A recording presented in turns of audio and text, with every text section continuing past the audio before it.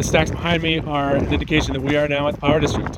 This is where we could, in the future, have an MLB ballpark right behind us. But first, how did this happen? It wasn't until the 2002 Winter Olympics that the eyes of the sports universe really turned to Salt Lake City for the first time. And that Olympics went off well. So within 4 years, Salt Lake City already was preparing to file another bid. And as that process has gone on, the sports scene really has transformed.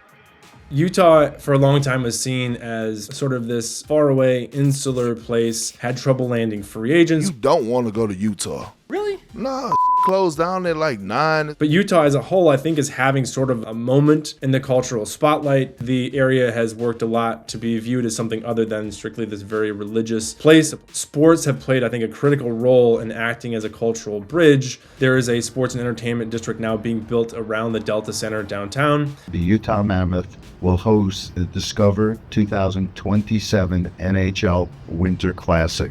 If I would have suggested such an announcement 3 years ago, people would have thought we were making it up. Just 5-minute drive away, you have building already happening at the Power District where there could be a baseball field someday down the road. And there's a sort of hurry up and wait happening around the country in different potential MLB expansion cities, because the MLB commissioner has said that he'd like to pick 2 cities for expansion by the time he retires in 2029. So there is a lot of waiting, but at the same time, in Salt Lake City, they're already building on that Power District site. A city like Salt Lake City has a healthy baseball culture. It's got 100 years of baseball history. It's been forever a minor league town. And so it's a fair question, could it be a major league city? I think that question has been partially answered by the way the city has embraced the Utah Mammoth.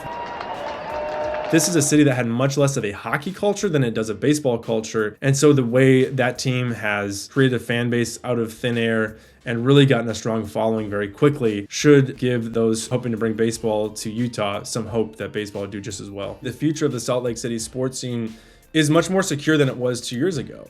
We are no longer talking about the Jazz and the Mammoth moving south to the suburbs, and then you have the Olympics coming in 2034, and so the schedule ahead is pretty packed. 2 nights, 2 sports, 2 Utah wins, and that's a wrap.